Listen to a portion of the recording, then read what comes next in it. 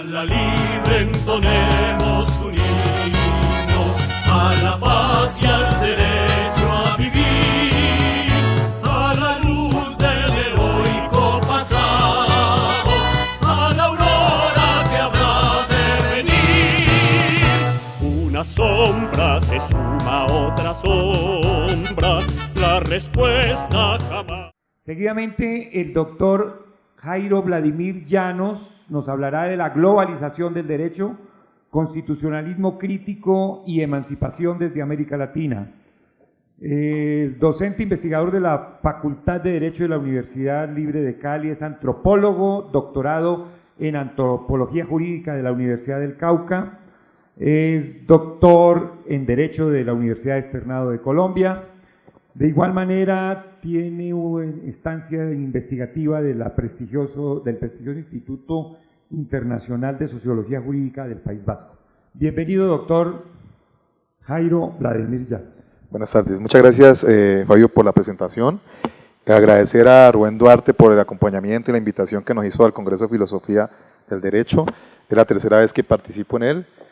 También a Diana Estupiñán del doctorado que nos acompaña, siempre muy pendiente de estas actividades académicas, al profesor Rubén Martínez, con el que tengo unas discusiones sobre constitucionalismo latinoamericano precisamente. Creo que él es un referente importantísimo, pero como siempre los debates están bienvenidos. Me toca una ponencia un poco, digamos, con un título fuerte, Globalización del Derecho Constitucional, Constitucionalismo Crítico y Emancipación en América Latina. Esta ponencia voy a tratar de ser muy formal, como también lo hizo Rubén y lo hizo Liliana. Digamos que parte de una reflexión, de la reflexión de globalización, de dos autores. Uno que publicó su libro Globalización del Derecho, Emancipación, Boaventura de Sousa, al castellano más o menos en 1998, y después William Twining, en inglés, que le hace el debate a Boaventura de Sousa sobre el fenómeno de globalización del derecho. Entonces digamos que eso lleva a pensarse si la globalización como tal solamente es el derecho y no afecta a las áreas del derecho. Por supuesto que sí afecta las otras áreas del derecho, y entre las áreas del derecho que más afecta es el derecho constitucional. También esto lleva, por supuesto, a una reflexión sobre el pluralismo jurídico en ese contexto de globalización del derecho. Es imparitable que esté el pluralismo jurídico como concepto, ya que la globalización del derecho permite esa lógica, ¿no? Es decir, que existan múltiples formas de derecho en un mundo o en un contexto internacional. Y ante ese proceso de globalización, por supuesto, aparece un fenómeno que es el neoconstitucionalismo, que precisamente en este congreso se ha debatido. Yo creo que la ventaja de estos congresos es que se da cuenta uno de que está de acuerdo con unos profesores y en desacuerdo con otros. Lo han criticado demasiado. Yo creo que el neoconstitucionalismo es un concepto que hay que tener muy en cuenta para poder construir, digamos, lo que yo más adelante llamaré el constitucionalismo crítico. En América Latina siempre hemos sido receptores de teoría y pocas veces construimos teoría propia. Entonces digamos que con lo que se plantea, con la reflexión que tenemos, intentamos construir una teoría propia desde América Latina. Y la opción que más nos queda para esa teoría propia es la teoría crítica del derecho. De todas las teorías del derecho que yo veo como más opción para que construyamos algo desde nuestra región, desde nuestras realidades, está la teoría crítica del derecho. Globalización del derecho y derecho constitucional, la primera parte de mi ponencia. La globalización es un fenómeno que lleva muchas deliberaciones, por supuesto. Hay quienes opinan que la globalización es un fenómeno reciente, hay otros que opinan que la globalización es un fenómeno, digamos, que ya lleva varios siglos. Entre los autores que opina y que plantea que la globalización no es nueva es Emanuel Werenster, y dice que el fenómeno de globalización se ha dado desde el descubrimiento de América. Una primera fase sería el descubrimiento de América, una segunda fase sería en la Segunda Guerra Mundial, es decir, que estaríamos en un tercer fenómeno de globalización.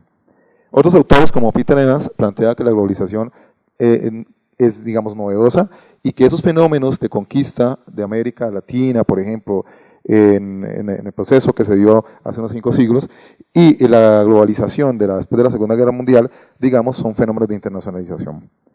Lo que podemos decir y rescatarnos de esa Werenster es que tiene razón en parte en lo que plantea, porque podríamos decir que el fenómeno de internacionalización sí no es nuevo, que es un fenómeno que se ha venido dando repetitivamente, que la expansión, que el mundo ha estado, digamos, en procesos de expansión de expansión constantemente. Y algo muy interesante de Wallenstein que nos sirve muchísimo para esta propuesta de globalización es la clasificación sistema-mundo. Es decir, para Wallenstein el mundo se divide de acuerdo a la lógica económica que tengamos, muy neomarxista por supuesto, y situación que yo comparto, ¿no? Porque el mundo hoy sigue siendo desigual, y creo que él tiene razón allí, cuando plantea de que hay países centrales, hay países que están en el centro, y hay países que están en la periferia y en la semiperiferia. Y la lógica es que la economía lo marca, es decir, tenemos países centrales porque tienen un gran desarrollo económico, digamos el caso de Europa, Estados Unidos y Canadá, y tenemos países semiperiféricos que podríamos nombrar hoy a Brasil, México, y países periféricos que serían los países de África. Claro, tienen un desarrollo económico, digamos, más desajustado de una economía globalizante. Ahí estamos de acuerdo, es decir, creo que el mundo se ha, digamos, transformado a partir de unos centros que son muy poderosos económicamente y unas periferias muy pobres económicamente. Sin embargo, y en eso hay que hacer una salvedad, hoy el mundo no funciona como lo planteaba Wallenstein allí, es decir, unos europeos muy fuertes y unos norteamericanos muy fuertes. Hoy vemos que hay unas economías emergentes, como China, que hace unos años, hace unas décadas, se consideraba un país periférico, ni siquiera semiperiférico, sino periférico, y hoy en día es protagonista de la economía global, y posiblemente en pocos años, en unos pocos años, no estoy hablando ni siquiera de décadas, pocos años, va a superar la economía estadounidense. Y también estaría reforzándose las ideas de neomarxistas, ¿no? De algunos autores que plantean de que supuestamente la cantidad de población hace que un país empobrezca. Aquí es al contrario, la cantidad de población ha logrado que China se convierta en un país predominante, igual que la India, ¿no? Althusser, ya me acordé bien del nombre de Althusser, que habla de la demografía, que la demografía lleva a que los países empobrecieran, es una tesis que se cae también, porque aquí vemos países grandes, con grandes poblaciones que están, digamos, y que son protagonistas de la economía globalizante. Entonces, digamos que la propuesta de Wallenstein se ha transformado. Hoy tenemos, digamos, países que antes eran periféricos y que son protagonistas. Incluso países como México en América Latina, Brasil y Argentina, hoy son considerados por muchos analistas socioeconómicos que van a tener, digamos, importante protagonismo en las economías futuras. Y los países europeos van a pasar a un segundo plano. Es decir, se prevé en los próximos 10 o 20 años que países como España, que ya está atrasado un poco en la competencia global, Francia misma, Alemania, pasen a un segundo plano y que la India, China, pero también México, Brasil, que son latinoamericanos, sean protagonistas de esa economía global. Por supuesto, la globalización logra construir instituciones globales. Pero no me refiero a las instituciones globales, digamos como el Fondo Monetario, que en una época fue importante por la posguerra. Me refiero que no solamente son instituciones, sino teorías que abundan y que desde hace un siglo, 2 siglos, se volvieron internacionales. Estoy hablando en el derecho de la teoría del positivismo jurídico. El positivismo jurídico es una teoría que Diego López en algún momento, aunque no comparta muchas cosas con él, plantea como una teoría transnacional. Y en verdad lo es. El positivismo jurídico es una teoría que, digamos, impactó el mundo del derecho, y ese impacto del mundo del derecho no se puede excluir a América Latina. América Latina fue impactado por ese positivismo jurídico, donde la ley era lo más importante y donde vivimos mucho tiempo, es decir, la ley que muchas veces, a veces era injusta, se aplicaba sin importar que esta fuera injusta. Entonces, tenemos 2 fenómenos importantes. Teoría del derecho que abunda, una teoría del derecho positivista, que hoy igual que su política globalizante también está fracasada. Hoy el positivismo jurídico, digamos, aunque Rubén en las charlas informales dice que sigue siendo positivista, el positivismo, creo que lo hace más por charla informal, el positivismo hoy está, digamos, en la agonía total. El positivismo jurídico no explica los problemas de hoy.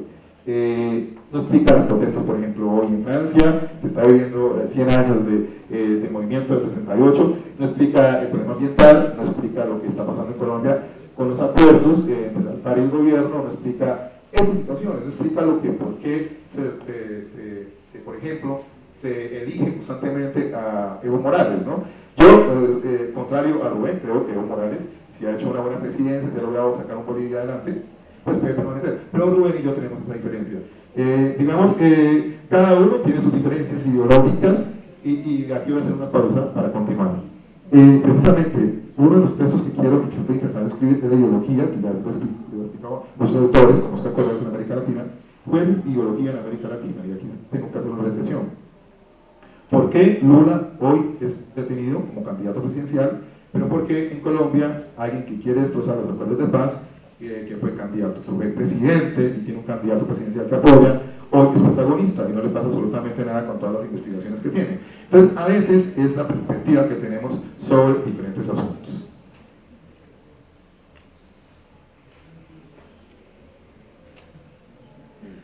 Entre las teorías, cada vez, y eso es muy importante, cada vez las teorías del derecho nos llegan más rápidamente. Es decir, anteriormente las teorías del derecho se demoraban mucho, es decir, por ejemplo, Bentham y Austin llegan un siglo después a América Latina. Hoy en día tenemos la posibilidad de debatir directamente con los teóricos del derecho que crean las teorías. Por ejemplo, Rubén Martínez Dalmau, que es un defensor del nuevo constitucionalismo latinoamericano, en el cual por supuesto tenemos allí la coincidencia, es una de las personas que más escribe sobre el tema y es importante. Entonces, tenemos esa posibilidad de tener los críticos, de tener los teóricos del derecho de una forma más cercana. La globalización ha permitido eso, las nuevas tecnologías han permitido esa parte. ¿Y por qué es importante? Porque en una época solamente teníamos el positivismo jurídico, porque era lo que nos enseñaban los profesores.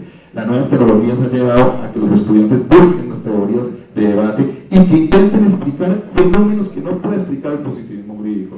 Entonces, la teoría crítica del derecho, por ejemplo, los estudios críticas legales de los Estados Unidos, que hacen una fuerte defensa de las mujeres, hoy son importantes para América Latina, porque, pues, ustedes saben, hoy se está debatiendo el feminicidio, conceptos como el papel de la mujer en las sociedades contemporáneas, y creo que los estudios feministas estadounidenses son importantes, ¿no?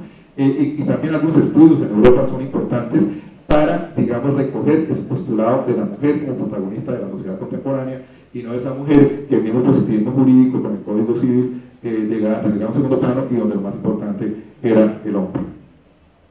Es decir, y eso lo hemos logrado por las nuevas tecnologías, ¿de acuerdo? Porque hemos comunicado más rápidamente esas teorías del derecho.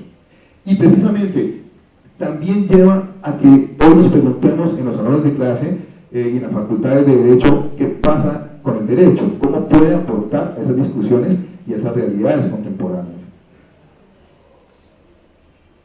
¿Qué sucede, por ejemplo, con las confrontaciones internacionales? ¿Qué sucede con los bloqueos internacionales, con los bloqueos económicos, con las guerras comerciales, por ejemplo, desde un derecho privado? ¿Qué pasa allí? Es decir, ¿qué papel jugamos, qué papel juegan los jóvenes en los movimientos sociales contemporáneos? Es decir, eso es importante, y el derecho tradicional, o ese derecho positivista, o la teoría del positivismo, no lo explica. Solamente lo explican teorías más amplias, teorías como la teoría crítica o el constitucionalismo crítico, ¿no? Puede explicar esos fenómenos contemporáneos.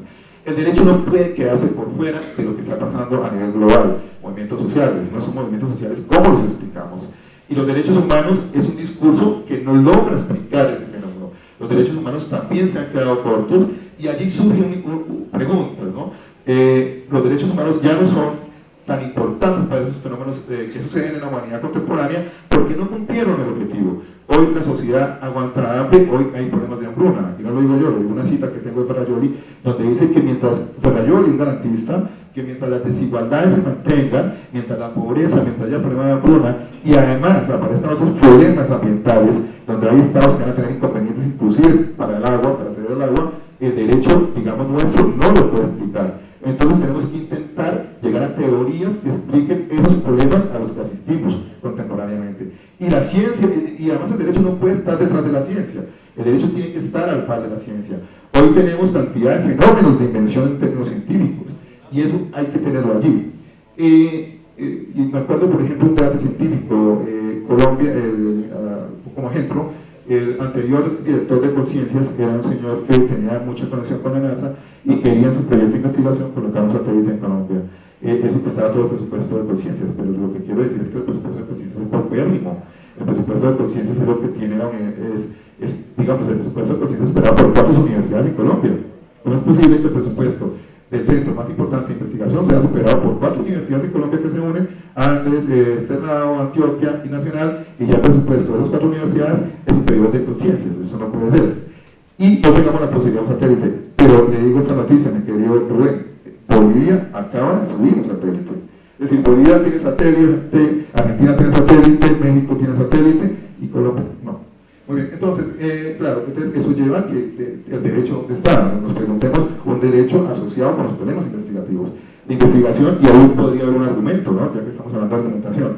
La investigación es lo que da la transformación de las sociedades, pero también en los tiempos competitivos que vivimos, la investigación se convierte en un soporte importante. Y el derecho debería jugar un papel fundamental en que ese derecho fundamental de la educación relacionado con la investigación, la ciencia y la tecnología, sea protegido en contextos como el latinoamericano. Y pareciera que hay unos países que sí lo logran y otros países que no. Y entre los que no, por supuesto, se encuentran Colombia.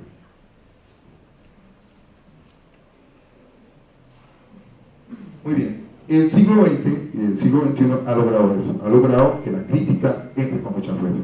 La crítica hace unos años era una teoría negada solamente para los marxistas, para los que algunos llaman por allá los izquierdosos. Hoy la crítica está rescatada y se está rescatando por muchos sectores sociales y por muchos intelectuales.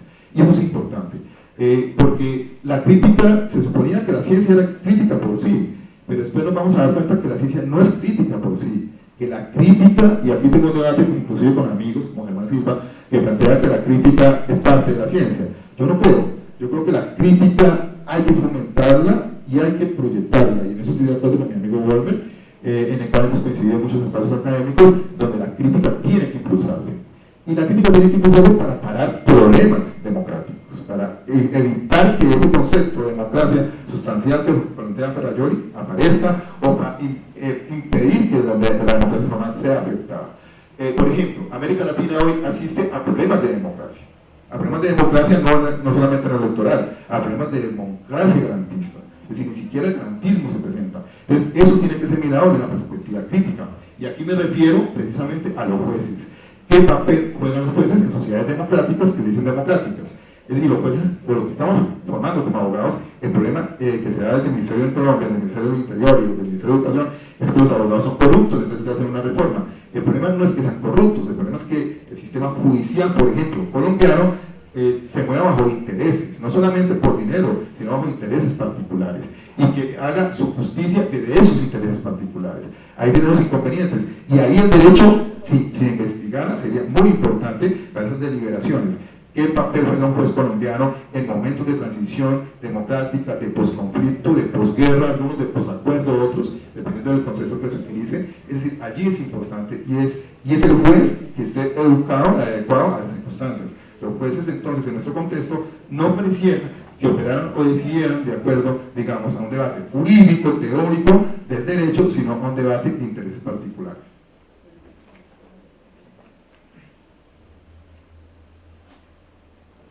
Muy bien. La crítica, por supuesto, se desarrolló en dos contextos, no se puede negar. La crítica tiene un desarrollo en Europa, en Francia, pero esos críticos, ¿quiénes son? Son jueces que defienden la democracia, son jueces que defienden, digamos, problemas sociales que dicen que hay que atacarlos y cuestionarlos y defienden una mayor inversión social. Y Ferrajoli sale de allí, no es que ahorita defienda a Ferrajoli, siempre es un referente. Francia también crea jueces democráticos, movimientos de jueces democráticos, y Pietro Barcellona, que es uno de los líderes más importantes, crea ese gran movimiento crítico del derecho en Italia. Es decir, Italia, Francia, Alemania crean movimientos críticos del derecho con profesores universitarios, pero también con jueces. En Colombia, los jueces no crean movimiento crítico. El único referente de movimientos críticos en las últimas 3 décadas en Colombia desapareció en el Palacio de Justicia, que intentaron crear un movimiento crítico, que eran los jueces penales de esa época, de la Corte Suprema de Justicia, y que desafortunadamente, por una acción violenta de un gobierno agresivo, se suprime esa Corte Suprema, que además creo que es un hito en América Latina, que se acabe con una corte en una toma guerrillera, y que el Estado lo que haga es establecer supuestamente el orden público para esa época. Es decir, se afecta una de las divisiones de poderes contemporáneas y no pasa absolutamente nada. Entonces, claro, digamos que el único intento de construcción de movimiento de jueces democráticos en Colombia se dio con los jueces que desafortunadamente murieron en el Palacio de Justicia. De resto, los jueces no han construido movimiento democrático. Los jueces en Colombia y tal vez en muchos países de América Latina solamente se conforman con sus posiciones, digamos, económicas como jueces, pero no hay un movimiento democrático que garantice la protección de los jueces. En nuestro país, por ejemplo, se han hecho estadísticas de cuántos jueces han muerto en la confrontación armada, y es impresionante. Los jueces murieron en zonas de orden público, tanto por fuerzas paramilitares como por inclusive no estar de acuerdo con ideologías como las guerrillas. Entonces, si hubiera un movimiento democrático de jueces, pues por supuesto tendríamos algo diferente. Pero tampoco hay que desconocer que Azonal ha jugado un papel fundamental, pero también esa asociación de jueces a veces el clientelismo lo permea, y también hay historias, ¿no? El presidente Azonal fue candidato de la izquierda de Colombia que también sería asesinado. Es decir, los jueces democráticamente en nuestro país no se han movilizado pese a las realidades tan complejas que vivimos. Hoy está amenazada una Corte Suprema de Justicia, hay intereses de todo lado y tensiones, y no hay una protección, digamos, democrática de esos jueces. Entonces, digamos que la crítica viene de Europa, Francia, Alemania, pero también Estados Unidos ha creado un movimiento crítico del derecho. Pero en Colombia, pese a que ese movimiento crítico se haya creado en esos contextos, en su contexto académico es difícil de que llegue. Entonces, la idea cuál es, la pretensión cuál es, que se logre, digamos, en términos académicos, que esos estudios críticos del derecho, que esa posición crítica del derecho llegue a nuestro contexto. Para culminar, la Constitución ecuatoriana, la Constitución boliviana, son constituciones que se pueden enmarcar dentro de un nuevo constitucionalismo latinoamericano y que tienen algo de críticas. Sin embargo, el movimiento social, digamos, juega un papel, parece que periférico a veces. Pese a que esas constituciones fueron construidas, y además porque fueron construidas desde arriba, fueron construidas desde el gobierno ecuatoriano, desde el gobierno boliviano, pero nunca fueron construidas desde el movimiento social. Y la Constitución de Colombia del 91 fue también desde arriba, por un proceso de paz, no por un movimiento social. Creo que se hace necesario para las nuevas realidades y para que los acuerdos de paz en Colombia, y lo hemos hablado con Rubén, logren consolidarse, la realización de una nueva constitución o una asamblea constituyente. Muchos han dicho que la Constitución no garantiza nada. Yo creo que sí. Colombia no es el mismo que después de la Constitución del 91. Creo que si hacemos una constitución a partir de lo que se logró de los acuerdos de La Habana y a partir de los diálogos con las otras guerrillas y con otros grupos de extrema derecha, por supuesto podríamos construir una convivencia diferente. Esa constitución tiene que tener en cuenta los derechos ambientales, los derechos étnicos, que hoy están, digamos, periféricamente en la Constitución del 91. Entonces se tiene que proponer, digamos, esa nueva constitución, esa constituyente, donde los sectores sociales sean importantes, porque creo que uno de los problemas que tiene hoy nuestro país es precisamente que no se logra ese constitucionalismo crítico, se mantiene un constitucionalismo liberal. El constitucionalismo liberal, y aquí para terminar teóricamente, está en contra de la desigualdad y defiende la igualdad. El constitucionalismo crítico propone la inclusión de los excluidos, y esa es la diferencia. Y hacia allá tenemos que ir. ¿Cómo logramos desde un constitucionalismo crítico que los excluidos sean incluidos y lograr, digamos, un constitucionalismo más de acción? Y para eso tenemos que hacer procesos de movimientos sociales, organizativos, y también una gran creación de movimientos democráticos al interior del derecho y de los jueces. Muchas gracias. A la libre entonemos un himno, a la paz y al derecho a vivir, a la luz del heroico pasado, a la aurora que habrá de venir. Una sombra se suma a otra sombra, la respuesta jamás.